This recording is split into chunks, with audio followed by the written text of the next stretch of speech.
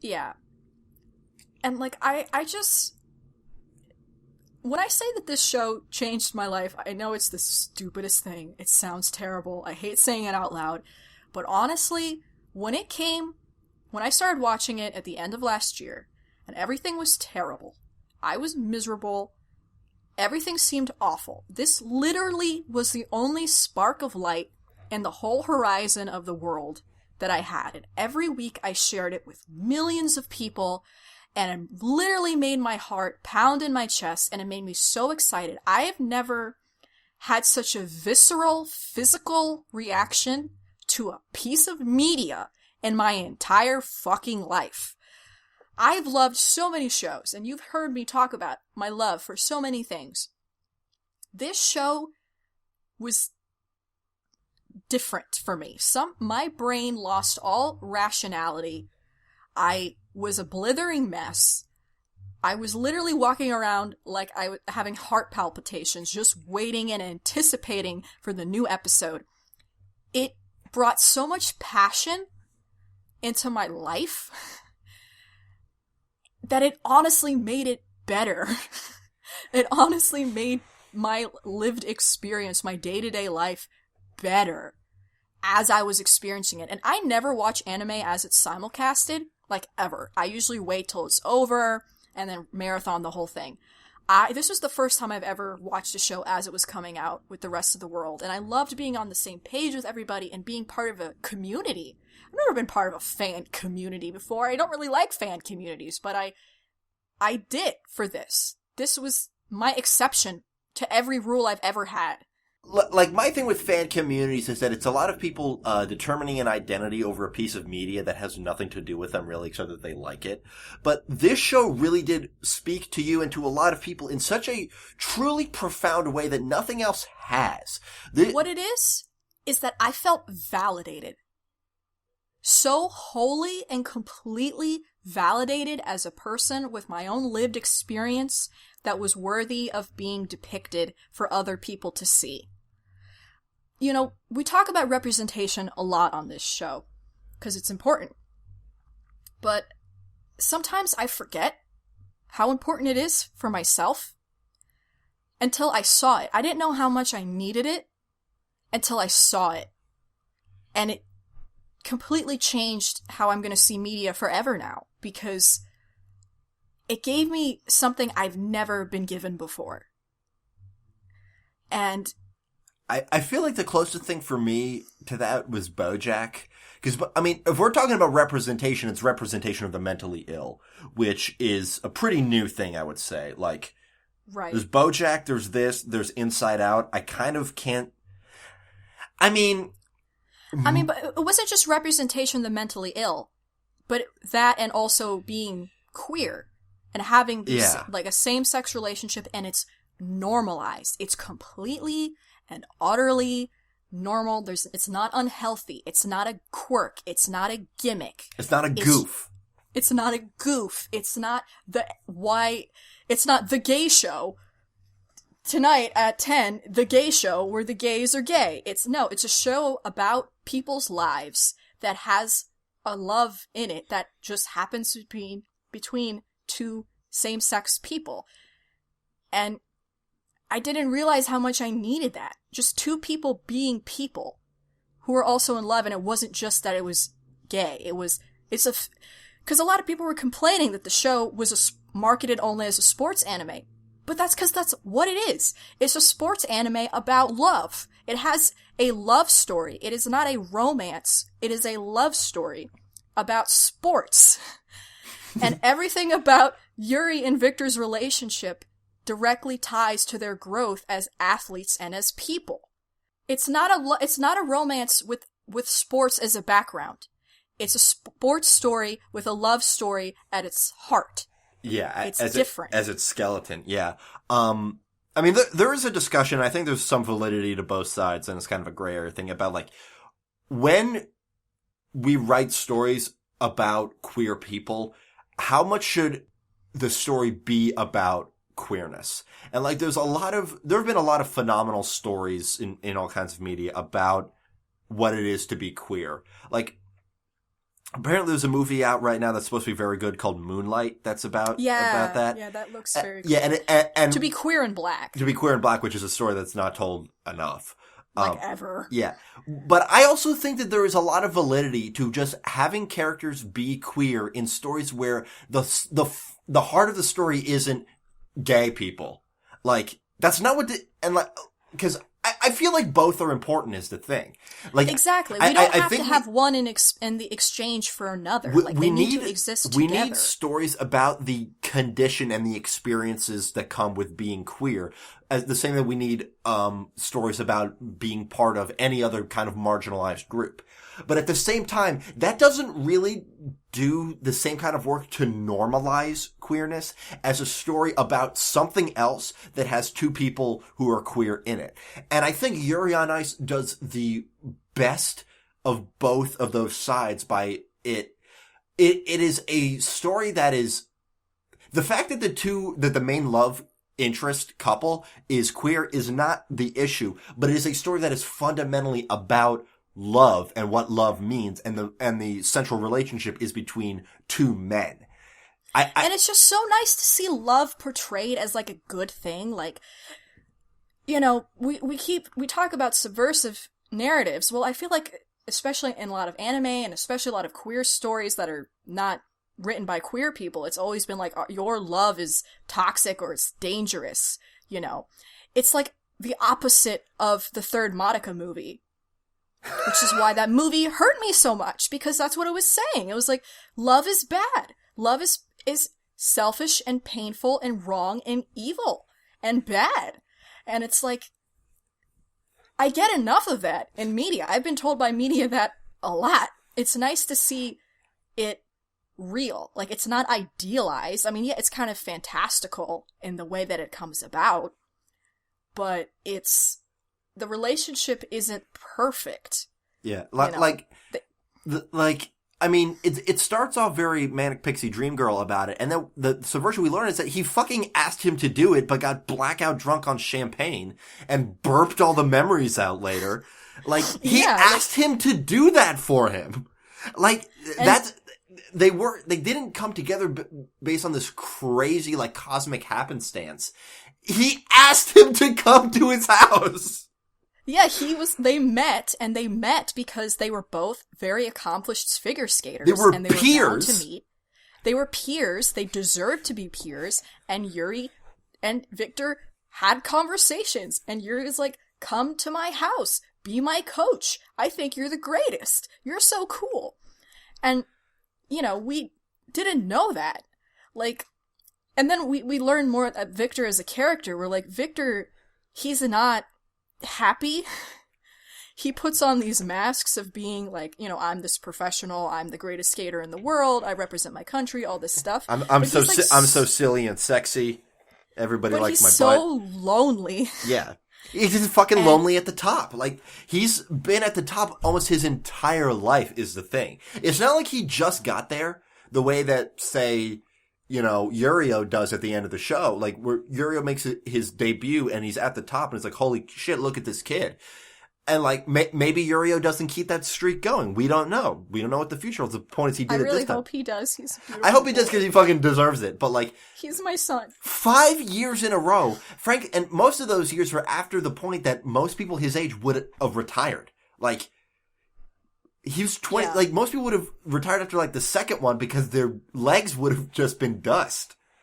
Yeah, Victor, if you do the math and you, like, look at the time scale, Victor starts his 5-year streak when he's, like, 24, which is the age Yuri is in the beginning, and Yuri's like, oh man, you know, my body's gonna give out, I can't last much longer, because there's this timestamp put on everything. Yurio's worried because he's gonna hit puberty soon, and puberty just wrecks your shit as an athlete. Yuri K is worried because he's getting older and he doesn't know how long he's gonna keep up. Victor doesn't worry about those things, or at least he doesn't seem to, but he does. Like, he shoulders everything by himself. He literally, all he has is his dog. Like, we never hear mention of family or really friends outside of the skating world. And here's the thing with the dog, like, there's a scare where the dog almost dies, but then it's fine, but like, dogs live 15 years tops. Yeah, his dog's already really old. Yeah. Yeah, that dog's gotta be, what, 12 at least? Yeah, something like that. That is an old dog. And because Victor's never really had meaningful relationships with people, that's why he stumbles with Yuri. Because even though he's depicted as like this Casanova who knows what he's doing, he has no idea what he's doing. He's never been in love before. He said it himself. He has no idea what he's doing. He fell head over heels for this drunk, ugly-ass Japanese boy grinding against him during a fancy party. And he changed his whole life. Yeah, he fell in love with a very earnest disaster of a human. and what's crazy is that, like, even know. Every character in the show, other than Yuri K, knows that he did that. Everyone else knows kind of the truth of the origin of their relationship, whereas Yuri was not Peach. Everybody who was at that gala Peach wasn't there the previous year. Yeah, but like basically everyone else is like, dude, you asked him to come over and coach you and I guess kiss you. Like, obviously, like, we know that that's what's going on. It's not a big deal. You didn't know that? These aren't wedding rings, and it's like, Yuri, shut up. Like, that champagne had an alcohol content of like 3.8. What the fuck is wrong with you? He drank like 3 entire bottles. It's so hard to drink that much champagne. It's so bubbly. I guarantee that the next shot that would have happened after that last shot of that episode is him just fucking Wacko Warner burping for 2 uninterrupted minutes. And that was such a lovely scene because it's like, this whole time we thought that Yuri was the pining buttface, but it was been Victor. Yeah. This whole time Victor's been so confused. Why doesn't he like me? He said that he liked me. You know, and it also retroactively explains why Victor is so touchy-feely in the first couple episodes that play for fan service, but actually makes sense in character. Yeah, because I thought that's where we were. Yeah, he's like, okay. And, you know, Victor, and Yuri gives Victor hope, and, like, reignites his passion and his love and his desire to keep going. You know, because Victor's like a Jack Skellington over here. He's like, I'm so bored, and I don't know what to do, and I'm on the top, and, like, nothing I can do will surprise anybody anymore, because everyone just expects me to win. That's not fun for me. And being able to support somebody else was, like, this new reinvigorating experience. And he decides to go back on the ice because the idea of getting to compete with Yuri excites him again. And he wants to be that challenge for Yuri. And he wants that challenge for himself. Yeah, it's like, it's so nuanced, and the nuance creeps in, like, so slow that you almost, like, if you're not paying attention, you kind of, like, miss the whole point of so much of this stuff. Like, and it's easy to miss it because the show is very fast-paced. It's very dense. It's a very dense show. Yamamoto uses every single second of screen time to communicate something to you. Constantly. Like, it's overwhelming, actually, in the beginning. And, like, Kubo actually, like, the way that she wrote it is she actually wrote, like, a manga, like, a rough manga script for every episode. And it got to the point where it was like, Kubo, this is like 20 episodes in one episode script. Like, we have to cut things out. Like, the show was so ambitious and wanted to do so many things. And, like, I think if you're gonna fault it for anything, I think that would be the thing to fault it for trying to do all of the things and maybe falling flat in some places versus others. But every character has an arc. Even the minor characters. Every character has an arc that is completed. Like, that is the thing. Like, it's really easy to open up a bunch of character arcs, but to actually have them resolve, but not resolve so completely that there's no interest in seeing what this character could do in season 2. Like, that is the amazing balance. Like, I mean, fucking JJ has his arc. We started thinking he's a son of a bitch. We learn about him. It's like, I still want to see more JJ. Like, I'm not done with JJ. No. Pitch it, Odebek, Minami. I want to see all these guys more. All these Georgie had the smallest, most perfect, beautiful little arc. He came on the scene. He was a fool in love. He didn't understand what he was supposed to be getting out of the relationship. He was demanding. And that's the thing. All the side plots directly correlate to the main plot. Like, everything that's going on with the individual skaters and their routines is directly reflective of what's going on with Yuri and Victor. So while Georgie's like, I'm gonna kiss you and I'm gonna save you from yourself and blah, blah, blah, blah, blah. And meanwhile, Victor's like, I don't know what to do. This kid's crying. Why do it cry? Why do it cry? Okay. Is it alright if I put you, not on blast, but like, let everybody know what you've been doing? Yes. The show ended. Nina just saves every piece of Yuri on Ice fan art to her hard drive. She just collects all of them. They make me so happy.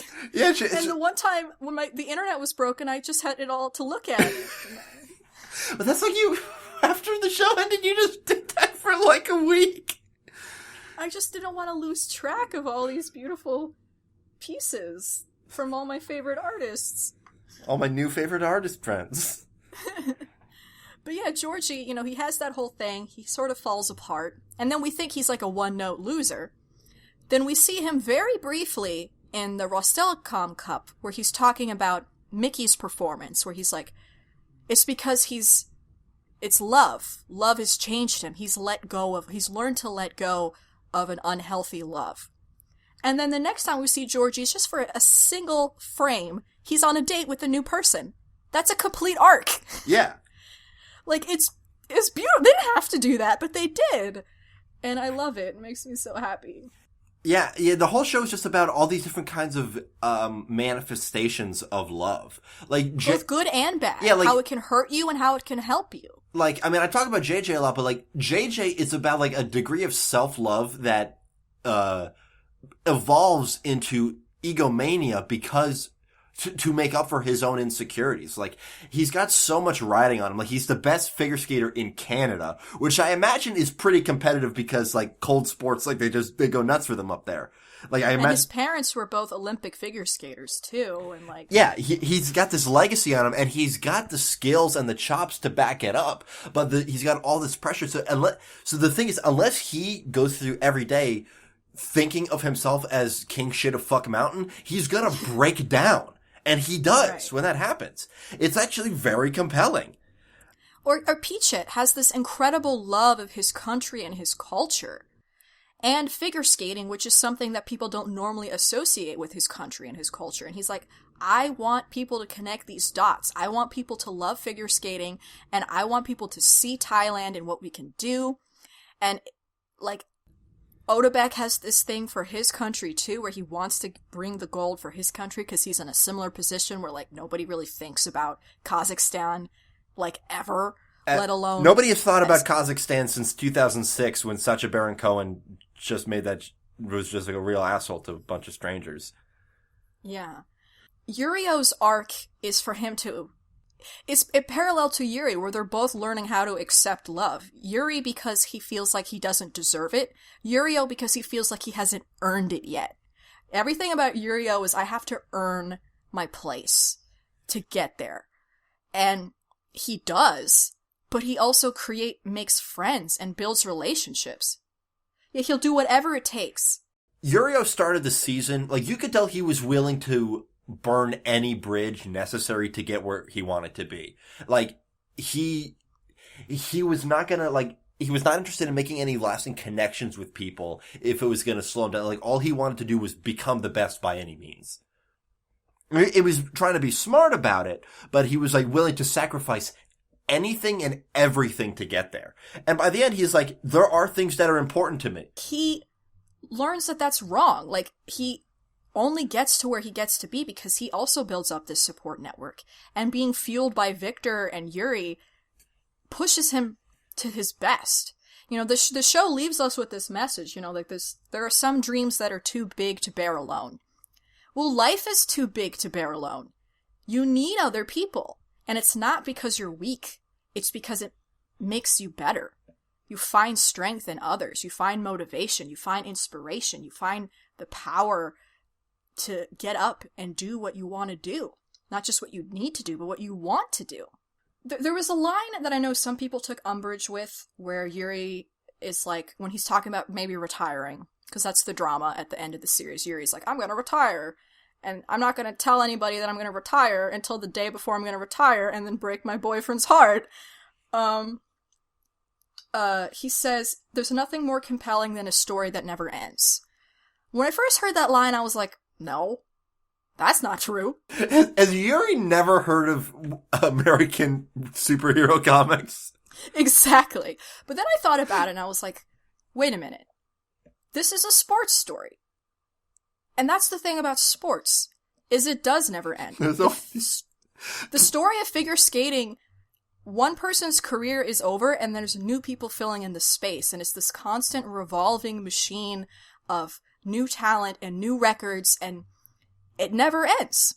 It's not supposed to. And that's why sports, we keep coming back to them. Because there's always something new. Somebody's going to come out and somebody's going to do something no one else has done before, and it's going to be amazing. And I think that's more what he was talking about. I feel like anytime I got confused about what the story was doing, I had to remind myself that at the end of the day, it's about figure skating and what figure skating means to these people and how it makes them the people that they are. And I'm like, okay, it helped center my brain, because it's easy to get too focused on the other things that it's doing, but it's like, it's about figure skating, alright? It's always about figure skating. It never stops being about figure skating. All the stuff surrounding it serves the purpose of telling this figure skating story. You know, so it's like, okay, I get it. And you know, so it's not gonna end. We're probably gonna get another season. It would be fucking astonishing, because, like, Kubo says she still has more stories to tell, and the market is there. I think this show could have done, like, a fifth as well as it did, and probably still could have squeezed out a second season, but it turned out to be the biggest anime of the year.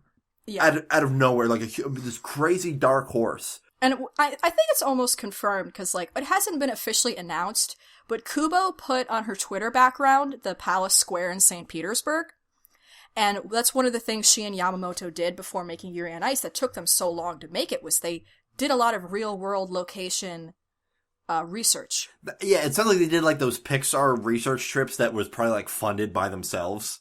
Like, all the location, pretty much every location shown in Yuri on Ice is a real place, or based on a real place. Like, to the screenshot, you can find the angle of where they took their photograph, you know. Yeah, I'm not walking around Barcelona. I was like, I've been there.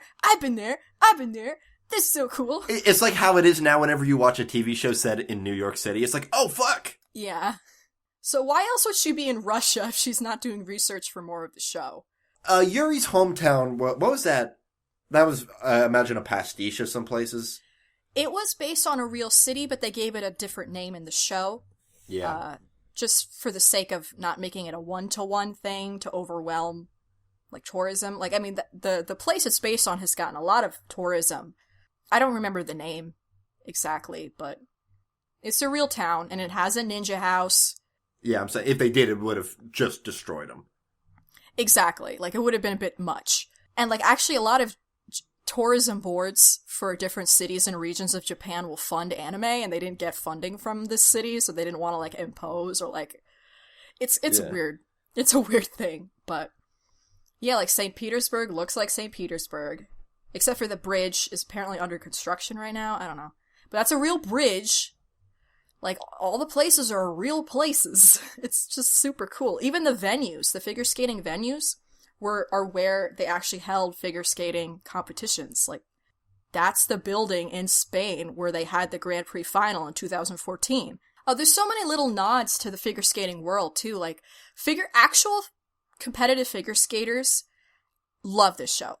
So many of them have talked about it on their social media. Johnny Weir, you know, a bunch of other people, even like Plushenko, who was the greatest figure skater for a long time, have, like, tweeted about it or mentioned it or been watching the show, because it's, like, and saying how accurate it is to, like, the actual, like, experience of being a competitive skater. Like Johnny Weir was saying in an interview, he was like, I don't know how they knew what it looked like in the warm-up areas, because people aren't allowed back there, but they somehow capture that, and like it feels like my life. They probably just asked, what's it? I already forgot his name.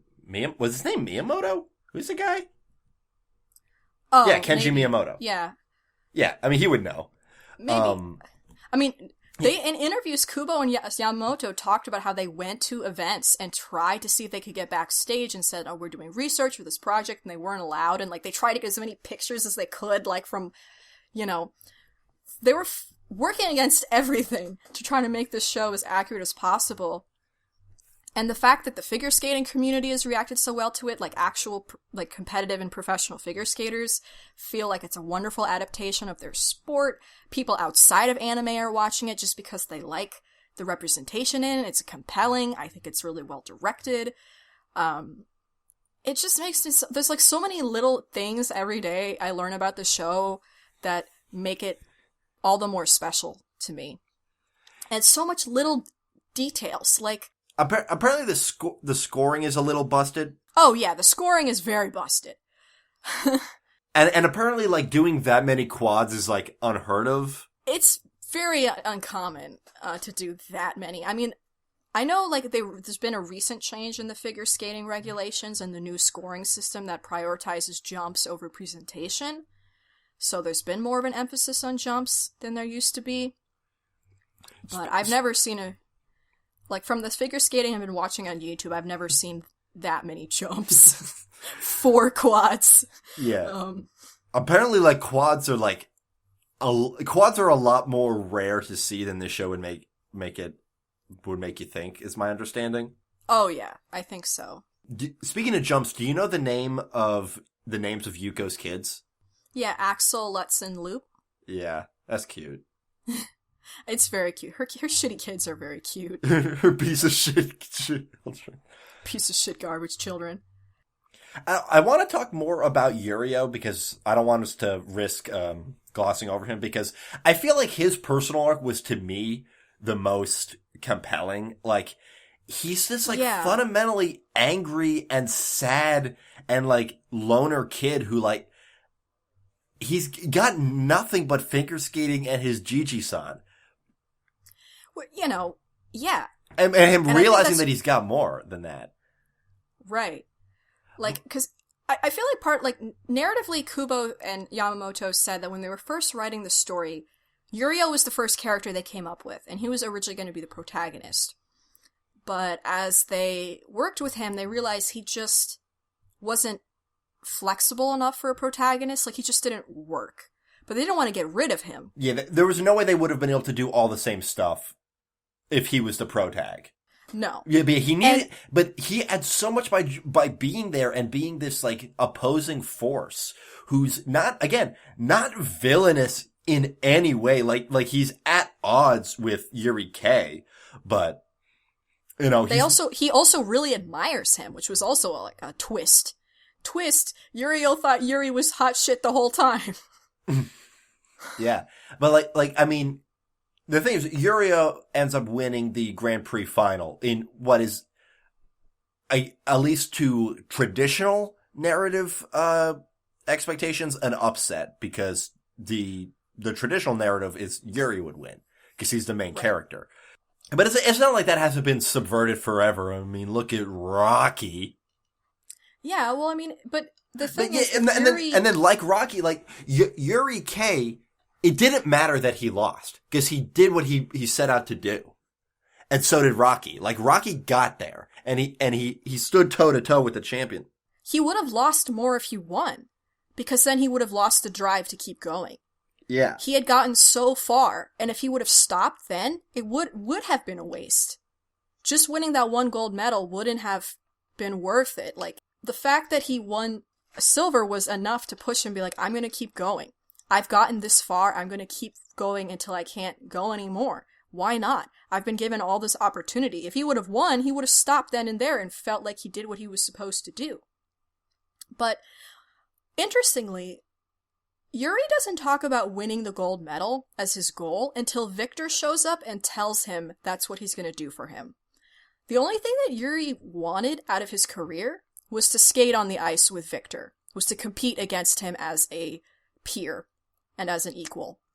Hence why he was like, hence why he went through all that drama where he's like, I'm going to retire because Victor needs to get back on the ice. Like, it's not worth it for me to keep doing this if I'm not working towards my real goal, which is competing against Victor. The medal was just like the vehicle they used to get to the point where they got, but it wasn't going to keep sustaining him. He needed more than just this one win, and not winning did way more for him and everybody around him than it did for him to win. Yeah, I was really, really satisfied with the ending. Me too. I thought it was delightful. How many of those routines were you holding your breath through the whole thing? So many. Every time. All of them. Because I came to like every character. I didn't want anyone to lose. Yeah, especially the super high pressure ones. For me, the one that was the most stressful was whatever event that Yuri was skating in before the Grand Prix final, where if he didn't kill it, he was going the fuck home. And like, the way that some of those shots are composed, like the way that the jumps and the landings are composed, is that you don't know if he's gonna make it until the moment of impact. Like, every jump is... And that's what it's like to watch the sport. Yeah, it's staged in such a way that they might very well completely chomp it and chop their own leg off with their shoe. Yeah. And like, Peachit is like, he's a wonderful kid, and like, even Chris, like, you know, Chris is certainly something, but he deserves it. Like, he's been in the game forever, living in Victor's shadow his entire career. Yeah, isn't he like as old as Victor is? He's 25. 25, so... He's younger than Victor, but still pretty old. Very, very, very old for a figure skater. And he's a phenomenal skater, but he happened to enter the scene at the same time that the best skater who ever lived entered the scene. So, it's like, to make a dumb analogy, it's like Breaking Bad and Mad Men were on the air at the same time, and Mad Men didn't win an Emmy until Breaking Bad ended 1 year earlier. Sure. The idea is that they were both very acclaimed, but they never got like the official recognition because there was always somebody a little bit better around for the exact same time. And that's frustrating. Because, you know, you're very frustrating. You're also doing something that's like Chris was like getting silver like every time, if I'm not mistaken. Like, he was reliably number 2. That's rough. Because if he had been in the game at any other point in history, he would have been the Mega King. And like, you know, and we talked about JJ, where like his program was technically the most high scoring program. Like, he had the most difficult jumps in his program, and he did them. Which is my understanding. That's how he was able to get third despite chomping the short program. I think that's how they framed it. Yeah. Yeah, that it was. I think if you do the math, it doesn't actually make sense. But we've already established that the scoring math does not make sense. Yeah, it's like there are a lot of times where the score would show up, and I'd ask Nina, like, "Is that good? I know you've researched this shit. I don't have any scale for what is it scaled out of? He scored 112 points. What could possibly be the scale?" You have a certain max amount of points you can earn for your program, depending on what it is. Particularly for the jumps, if you do them perfectly. But it's a little bit more wiggle room when it comes to, like, presentation score, because it's up to, like, how well the judges think you performed this piece, like, thematically, or, like, the artistry of it. But, yeah, like, you know, JJ is, you know, say what you want about him, he's good at what he does. He's very good at what he does. Yeah. And Odebek, like, the reason why they didn't introduce Odebek earlier is because, like, Yamamoto and Kubo wanted a new character and a new performance for the climax of the show, because at this point we'd already seen everybody's routines, because that's how figure skating works, so they wanted to save one new one for the end, so they had this new character. And even though we only saw him in, like, 2 episodes, we already wanted him to win. I was like, I love this man. I love this cool kid. Like, with his whole struggle with ballet and his really shitty knees. I've been there, man. Yeah, Nina and I have weird... We can't touch our... our knees are too bad to touch our toes is probably the reason. Like a large ballet... Like, you know, like the scary male ballet coaches could, like, come over and, like, push our backs down. We would just die. We would die if somebody tried to do that to us. We can't do it. I think so. I mean, partly it's because we're adults and we haven't trained for it, but even when I was a kid and you're supposed to be flexible, I wasn't. I could not touch my toes. So it's like, I felt for you, Odabek. I love you. And then that speech he gave at the last episode was so good. It's like, sing your song, dance your dance. And I was like, Odabek, you make me want to go out there and do something with my life.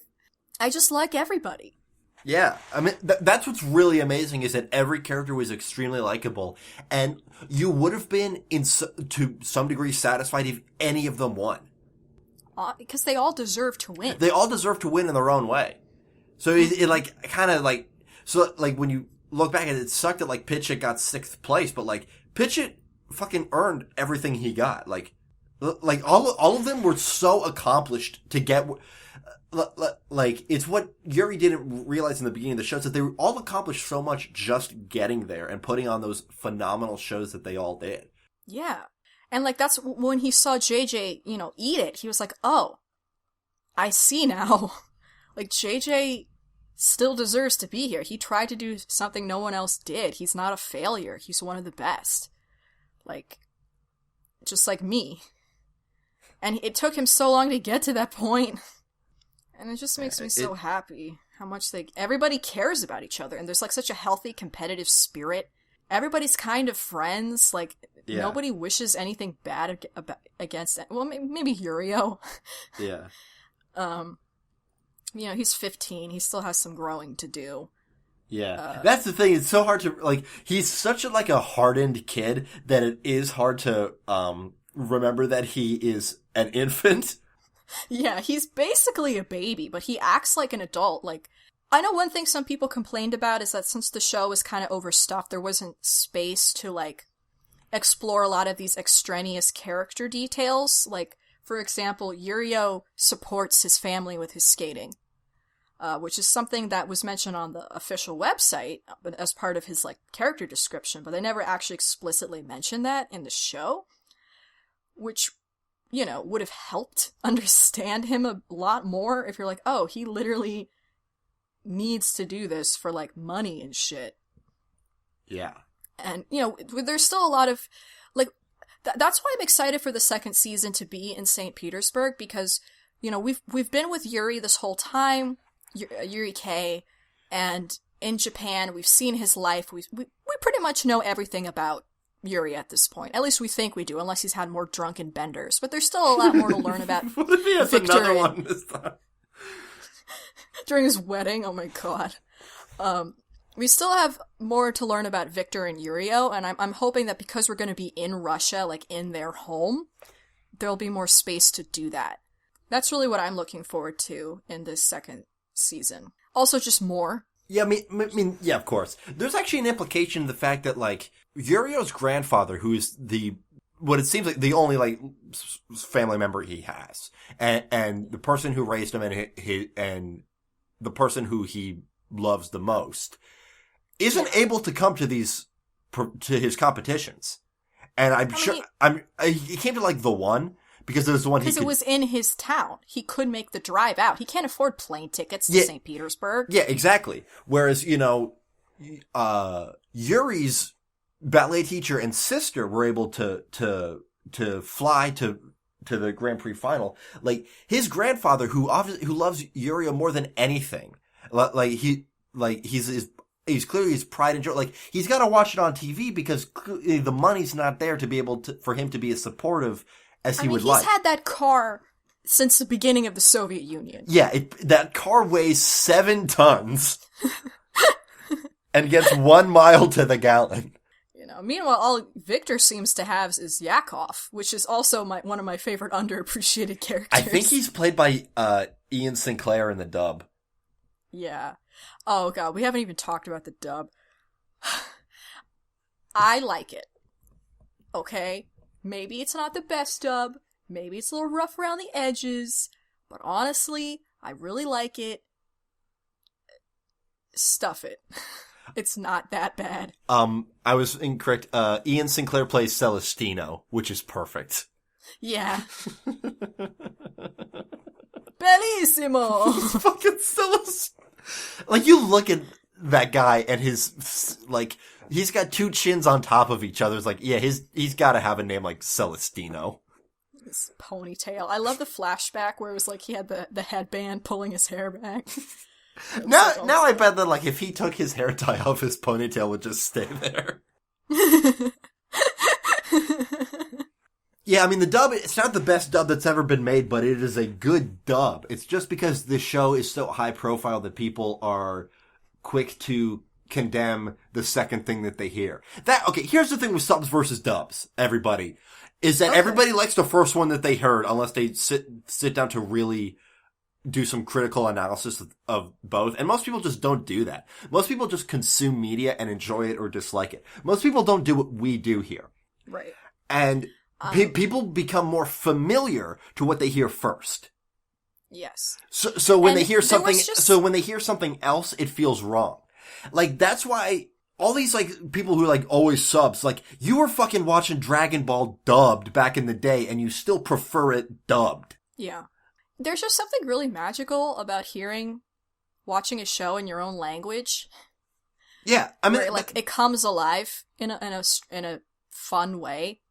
Yeah, that's the other thing, is that if you do not speak Japanese, I defy you to say that the Japanese version delivers more nuance to you than the American version. Because first of all, like, I noticed with the subs on Crunchyroll, is like, there are some points where these are a little clunky, which makes sense because they have to do them in a couple of hours because of the way that simulcast works. The subbing was weird on Crunchyroll.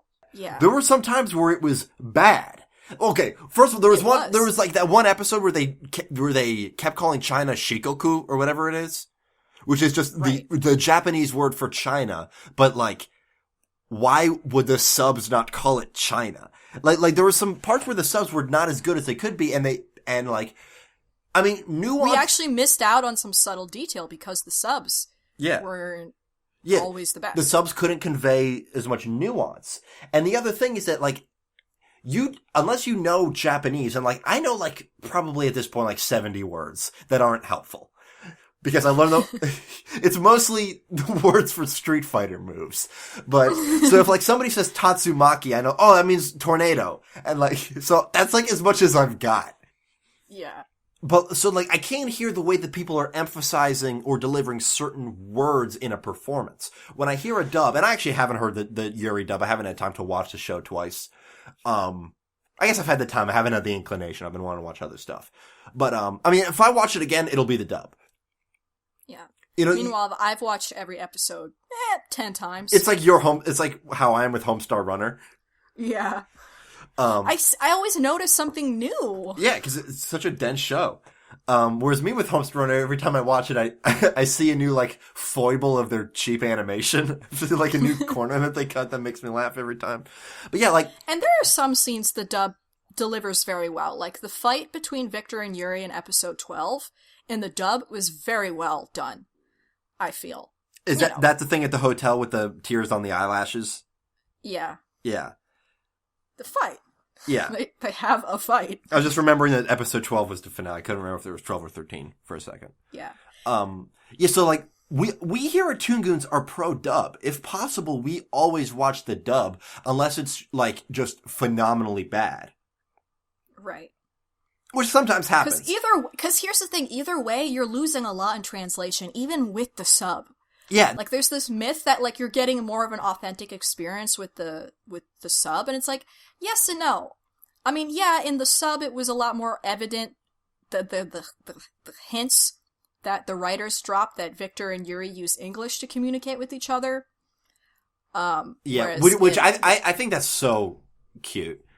It's very cute. But, like, the other, like, yeah, subs themselves have to be localized to be, intelligible. They're not literal translations because, first of all, nothing in Japan, you could take anything in Japanese and translate it literally and it's gonna read like shit.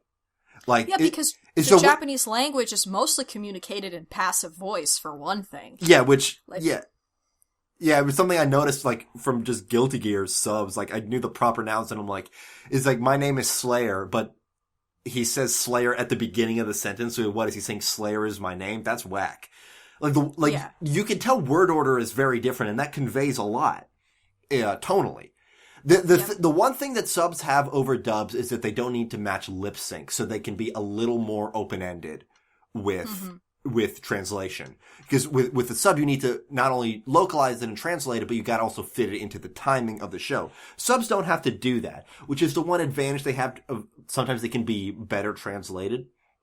Mm-hmm. But it's not your language. Like, it's so weird to me that you would prefer hearing a language that you can't understand. Like, I have a lot of trouble telling apart Japanese voice actors just because I have less to anchor myself to. Also because Japanese voice acting is grounded in very same tradition. Like, yeah, I mean that's actually a thing. Like, just voice acting schools will teach people to sound the same. Yeah, it's like old English broadcasting, or even old American broadcasting. Like, everyone on TV sounded like Jimmy Stewart, despite the fact that nobody has ever sounded like Jimmy Stewart. Yeah, I mean, I bet I could do better if I could understand the language, but, you know, it is archetypal or whatever. But yeah, I always enjoy a dub better. It's more nuanced. And there's a lot of times where you can't do a dub. Like, the show that I wish was dubbed more than anything else is Tatami Galaxy, but it'll never happen. It can't be done. Yeah. But they could try. It's a fucking dream of mine.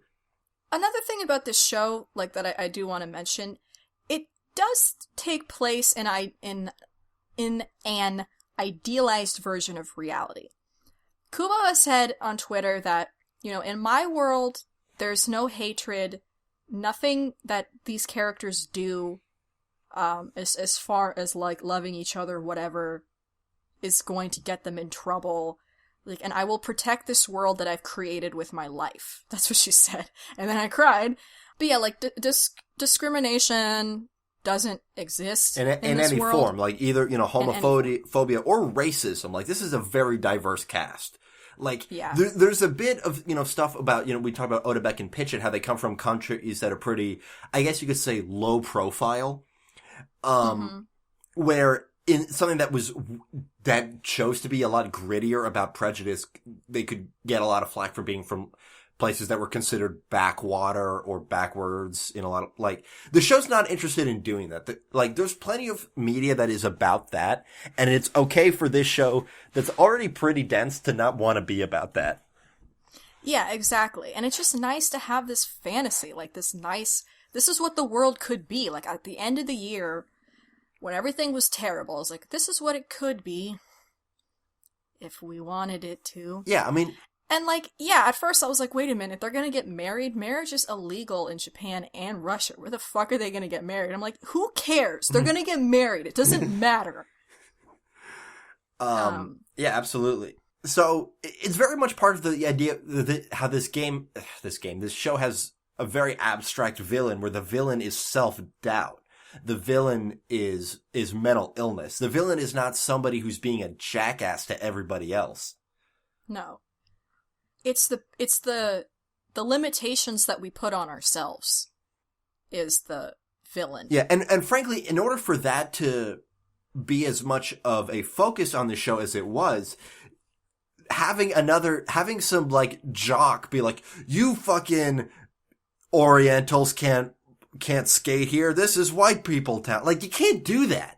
You can't have that kind of shit. And even if it was done, like, less strawmanny that I just did. Like, if you do that, you can't have the whole show focus on love and self-worth and everything in the same way if you're busy with that other shit. So yeah, it has to be like 3 times as long. Yeah. And nobody would fund that. Even now. No, like, that season, like they're gonna probably have more money for season 2, but it's probably still gonna be 12 episodes. Yeah. Music's really good. We haven't talked about that. Phenomenal so OP and ED. Like, I can't remember the last time I had a show where I dug both a lot. Usually I only like one. Yeah. Like, I normally never like the ending theme for shows. Like, I always find them so boring. Yeah. This ending theme, like, the way that it flowed in from the events of the episode, like, it just kind of, it was seamless. And it was creative, you know, the emphasis on social media and relationships and, like, people and, like, Instagram. I don't know, it was cute. Yeah, it's got kind of that We Bare Bears, like, actually kind of capturing how social media really does work and bring us together. Especially, all these people who are friends, they're colleagues, they live in different continents. They never see each other when they're not competing, but they're able to keep in touch with each other's lives because of this stuff. And, the world that we see in this show is kind of insular because it's primarily about the best skaters in the world. But it's because of the social media presence that they have this transparency, which allows common people, which allows peasants to... Us peasants. To interact with them. Non-sportsmen. And feel connected to them in some kind of way. And then, And that's a huge part of the figure skating community is, following these, athletes, on social media and, Which I imagine is a bigger thing with a lot of, solitary sports as opposed to team sports. Obviously, the team star gets that kind of treatment, but, for stuff I mean, I don't know that much about sports fandom, but I imagine that it actually manifests very differently in individual sports, as opposed to teams. Right. But I know in figure skating in particular, Instagram culture is very important to people who care about figure skating. Yeah. And yet, also the music in the series is very good. The song when Yuri and Victor reunite at the airport is so beautiful and so perfect for that scene. Ugh. And and the great deal of diversity that we see in the performance songs. It's when I thought of figure skating, I assumed everybody was skating to Tchaikovsky, or worse, people who aren't Tchaikovsky and boring, but people who sound like boring Tchaikovsky. You know what I mean? Well, there was recently an addendum where you could skate to a song with lyrics. That's a more recent thing in the sport. Oh. It's possible that the last time we saw it, that wasn't allowed. Yeah. But I always imagine these very kind of dramatic, orchestral pieces. Whereas my favorite routine was Minami's fucking jazz ass tap number. That ruled. It did rule. It ruled a whole lot. And Picha dancing to is the pitch for that is, what if the king and I wasn't racist? And then he skates to that. I love the King and I 2 song, though, with the chanting. Yeah. That song's dope as fuck. Unlike the King and I. Yeah. Whereas, Georgie was skating to the most melodramatic, super bassy orchestral shit. And JJ was skating to his own song that he wrote about himself. Which I love that song now. Yeah. When everybody's crying in that scene and his fiancé, his saint of a fiancé. God, I love her so much. Yeah. Yeah, the diversity of music, I think, is very cool, and it helps give each character to each performance, where, I think it's a tall order to, make everybody's, as an animator, to make everybody's way of skating very distinct, and the music definitely helps with that. Oh, yeah.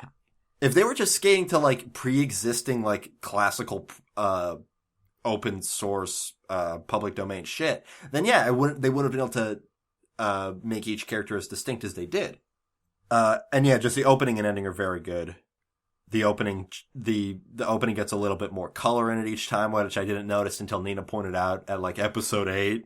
Yeah, because having Yuri in Victor's life makes him see in color again, and vice versa.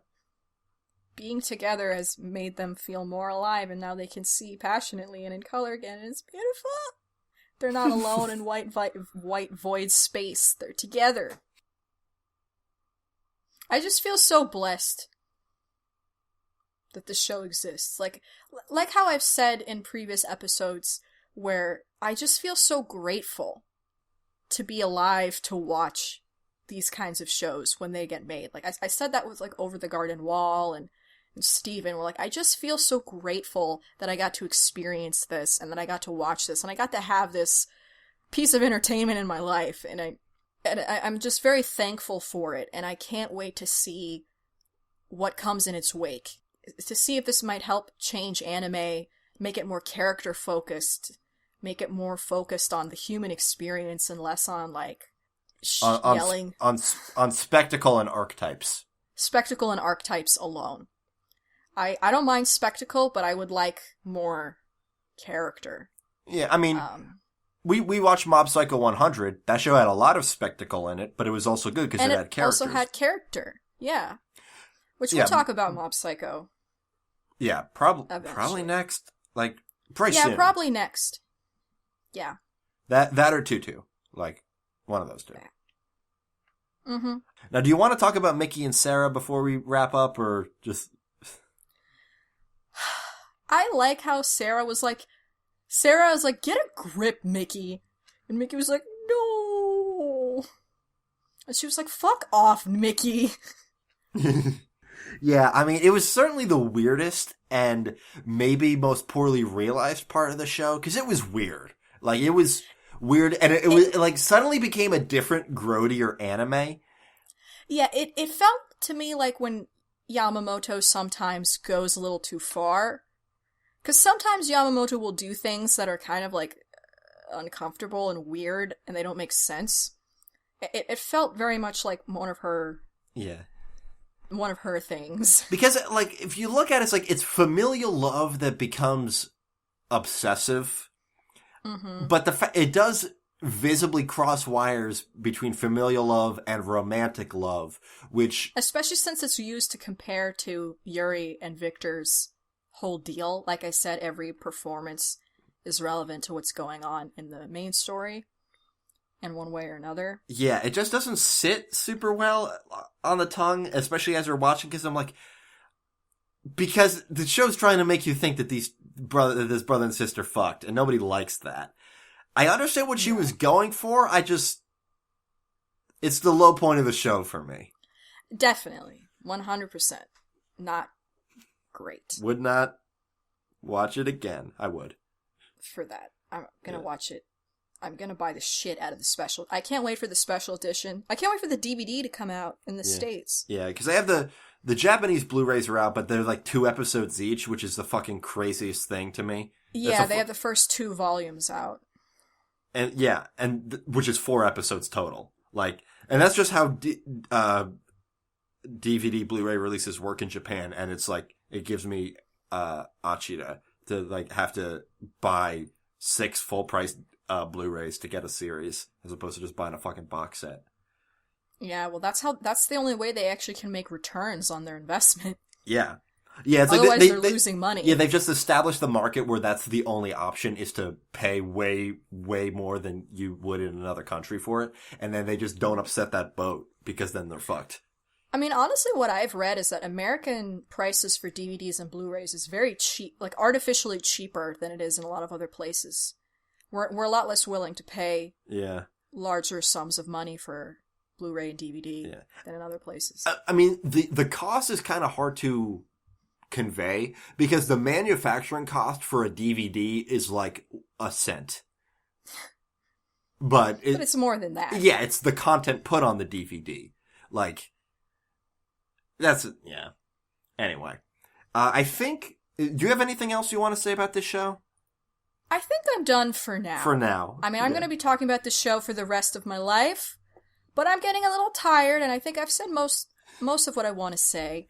As for recaps, like, we haven't really been watching, there hasn't really been that much on TV, and we haven't really been watching it. Like, I think recaps are the thing that we're gonna do as we feel. That may not be a staple of the show anymore going forward, or maybe it's gonna take a hiatus. Yeah. I would like to ideally get back to regular episodes once we're more settled in, but like right now it's just impossible. It's just not feasible. But thank you so much to everybody for sticking with us through this. Like, yay! Thank you so much. It's crazy. Yeah, you're still here. You're beautiful people. So stay tuned for our on our Twitter, which is at the Toon Goons, for updates about future shows. We will say what we're recording publicly before we record, so you can maybe catch up. Like we said a little earlier, the next 2 things that we really want to talk about are Princess Tutu and Mob Psycho 100. Because that's what we watched while I was home for the holidays. We also watched parts 1 and 2 of JoJo, but like, it would be fucking... I'm not prepared to talk about JoJo. Also, you definitely can't talk about JoJo just from the first 2 parts. Yeah. Before he matured as a... Like, the thing is, we did watch JoJo finally, and we watched it. We liked enough of it. I have a lot of criticism to I levy. still can't figure out if I do like it. Yeah, I have a lot of criticism to levy at it, but I started watching part 3, so clearly it's doing something right. But yeah, watch out for those 2 shows, and just, again, thanks for sticking with us. Thanks for your support. We're gonna try to do this a bit more frequently, because the gap between this and the last episode was unacceptable. We're gonna try to close it up a little bit more. It was the holidays. Yeah. All right. So, thank you, everybody. I've been Nikki. I've been Nina. Thank you for tuning in. Only live once.